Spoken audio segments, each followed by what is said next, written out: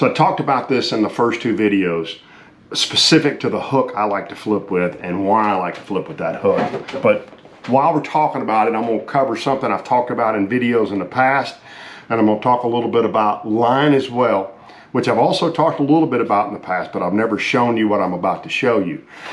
So for me, I have historically, so I was always like everybody else, I wanted to flip as big a hook as I possibly can. And specifically in a beaver style bait, you guys know I like basically the prawn's really all I throw. But I like a smaller hook. And here's the reason I like a smaller hook. So this is, now these are completely different hooks. This is a 5/0 superline hook, and that's a 3/0 not superline hook. But what I will tell you is that bigger radius, I guess, and somebody can certainly correct me there, I have sprung a lot more of these bigger hooks than I have ever sprung of smaller hooks. The wire is actually in a 3/0 superline hook. I just don't have one handy. It's actually a little bit smaller than the 5/0. But I mean, if you think about it, if you take a piece of clothes hanger that long and bend it, it bends real easy. If you take a piece that long, it's a lot harder to bend.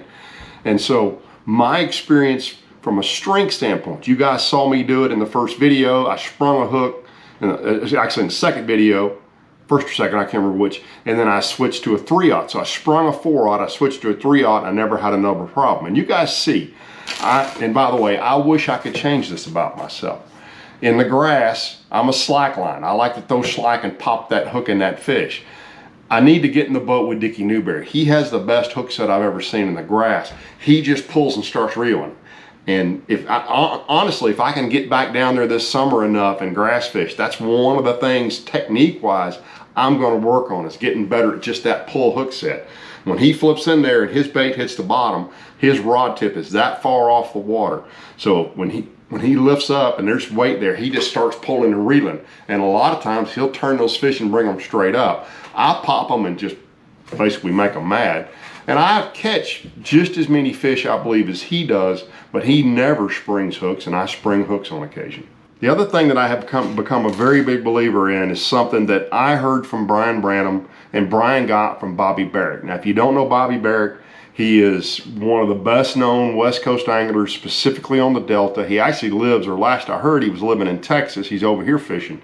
But he holds records for the most 10-pounders caught, biggest stringers caught. The guy is a legend in Northern California bass fishing.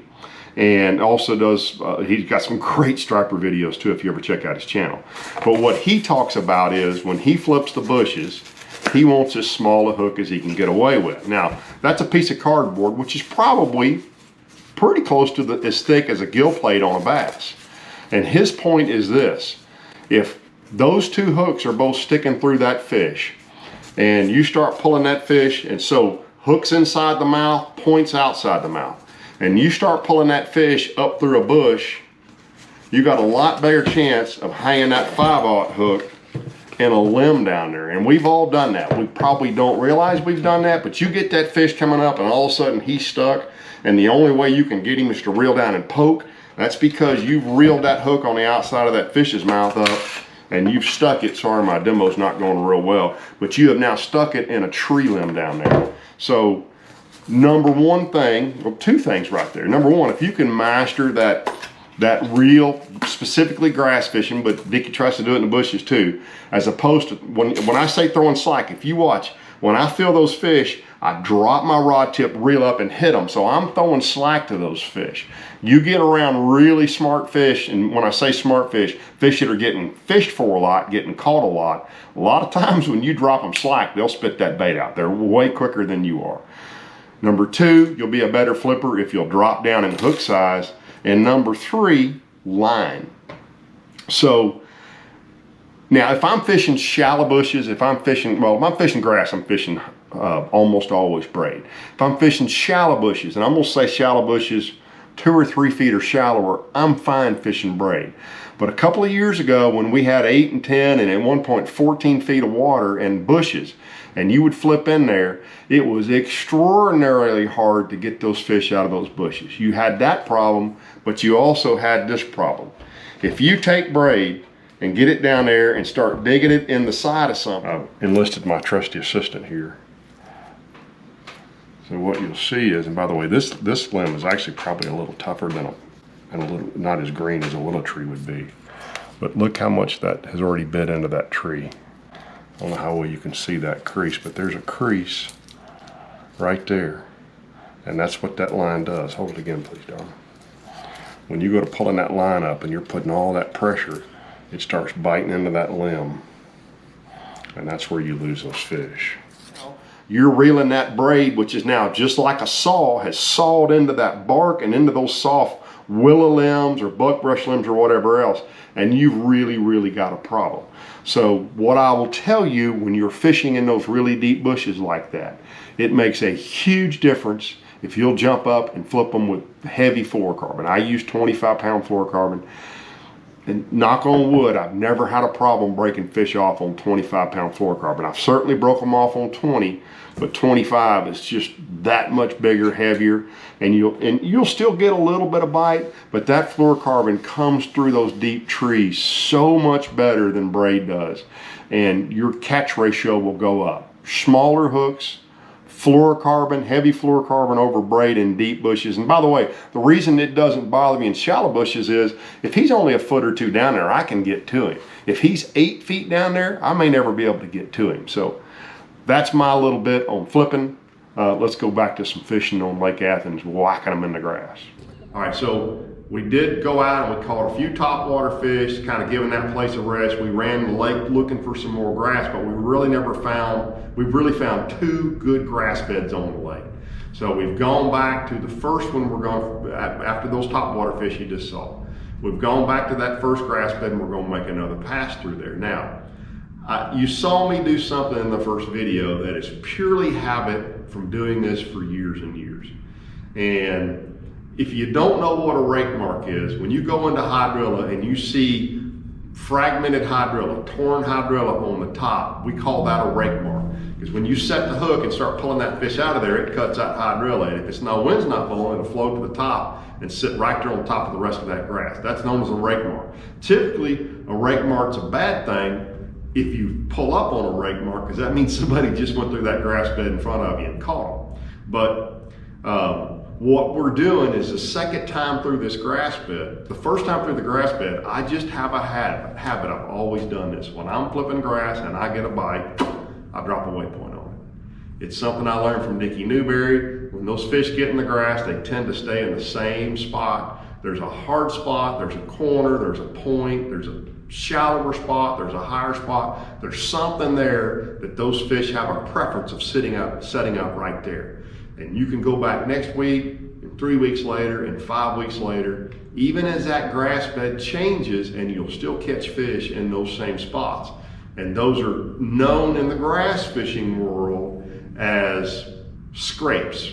Same thing that you talk about where you find a deer. Now, I don't know why they got called scrapes originally, but I've known them for several years. Matter of fact, as I recall, the first guys I ever heard talking about that was Tim Renault and Phil Marks talking about catching them out of scrapes, but I'm sure a lot of other guys had talked about that. But so I want to have a waypoint on those scrapes, and this became really important in this case because the second time through there, I could not see, there was clouds, and I could not see the tops of those grass beds. Now I had waypoints to work off of, and I had the ability to find other ones as I worked through there, but it was so helpful to be able to go back through there and look at my graph and go, well, I know there's a big pile of grass out there, and there's one over there, and there's one over there, those towers of hydrilla.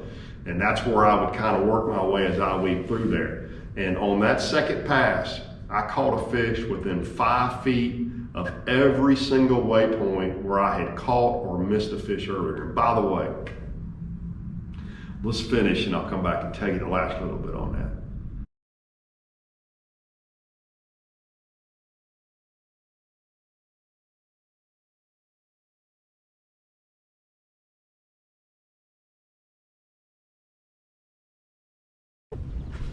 Oh, that's your one.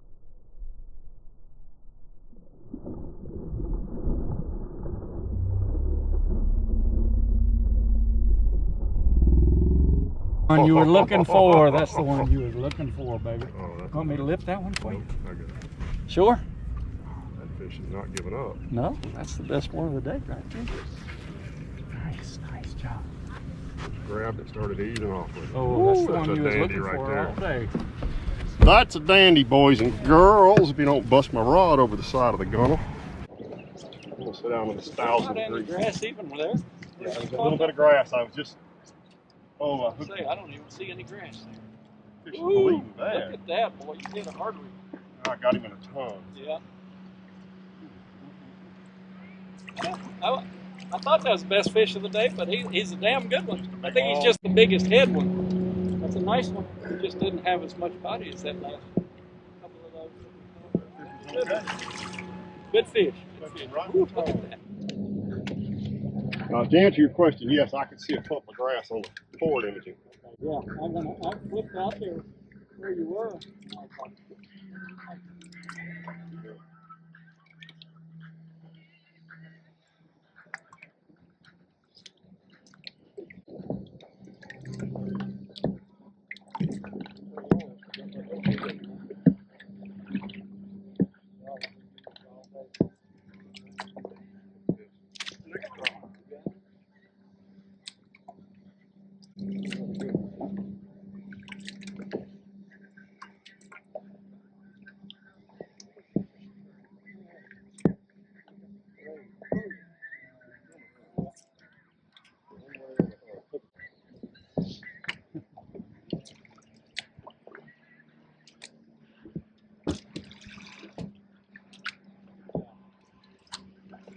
Literally the next drop, boys.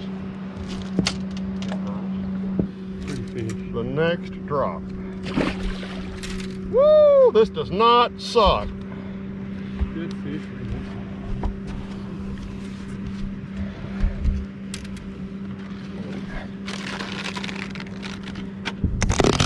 A lot of you guys didn't know there's good grass like this on Ray Roberts, did you?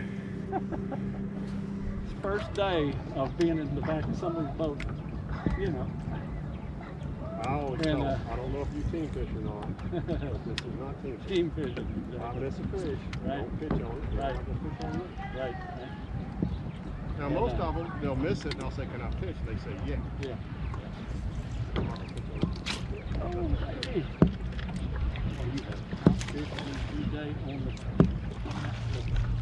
I got a little flipping experience.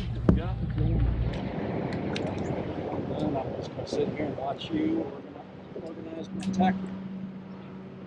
Oh, that's exactly He was saying we were going at 7 miles an hour. Thank you very much.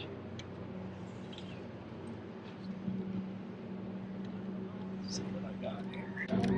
You know, you just stood out. Ow. You know, this is the pack we caught like 5 fish out of. Is it? Yeah. You gonna make me stand up? Nope. Oh.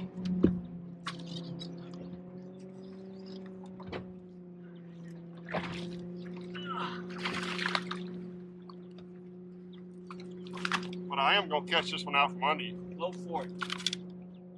Look at you. Right in the same spot. I mean, right in the same patch of grass. So the last little bit on that, by the way, is these fish are so dumb right now. They won't be in 2 weeks, but nobody's dropping on these fish. There was one other boat there and they were throwing big worms down the edge of the grass and catching fish. But nobody has flipped on these fish this year. And those grass fishermen know that when you flip in there, once these fish get educated, if this grass bed was in Indian at Rayburn, these fish would be educated by now. And you drop it down there and you go to pick it up and a fish has got it. If you check him, he's gonna spit it out. These fish didn't do this. I had 31 flipping bites on video. I sprung the hook on one, I had one pull the pinchers off, and I missed 2. I'm sorry, I had 35 bites. That's right, 35 bites, 31 catches.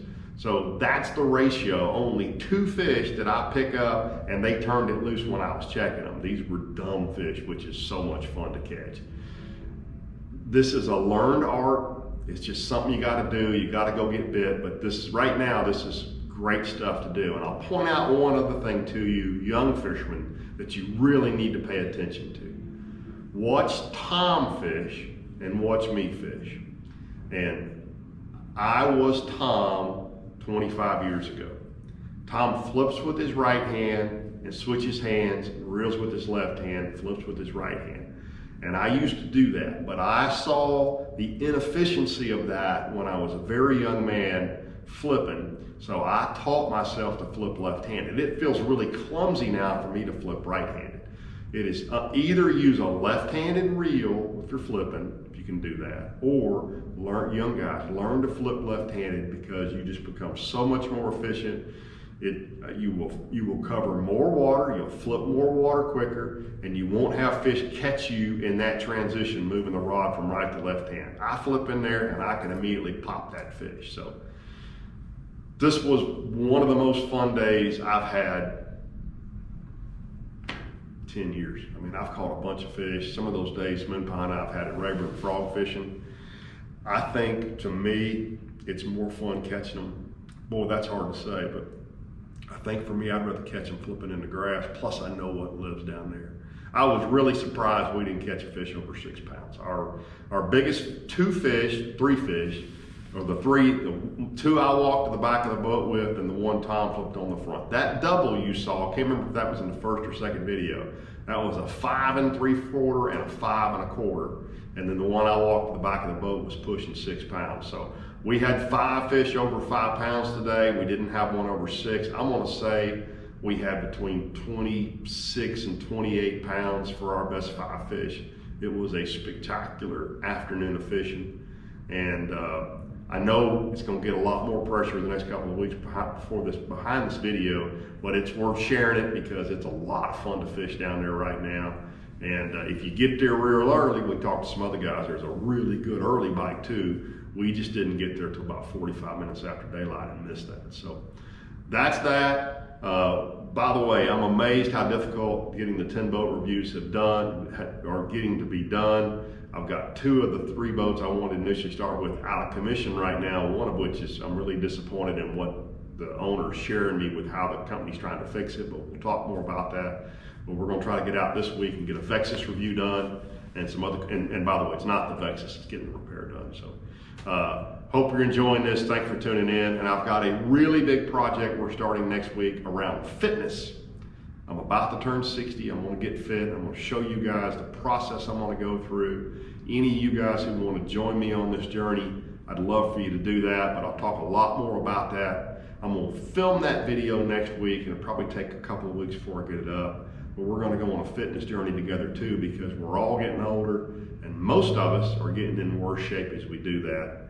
And I got a 1 and a 3-year-old I wanna see grow up. So I'm gonna do my very best to get in shape so I can be around to be them boys' Little League coach. Because remember, the reason you wanna coach Little League, soccer, basketball, it's very important that your children know you'll yell at other children too, not just your own. So I can't wait to be a coach, and I'll probably take y'all on that journey too if you're interested. So thanks for tuning in, guys. I really appreciate all the support. I'm over 17,000 subscribers. And I will continue to do the kind of content that I enjoy, and not clickbait content, and not made up content, not content about somebody yelling at me on the water, and a lot of that's just staged crap to get you guys to watch. I'm gonna continue putting out the kind of content I have in the past. Some of it will get watched, some of it won't, but it's the stuff I enjoy doing. So I appreciate all you guys and girls and mom for tuning in and watching my stuff. Thanks, guys.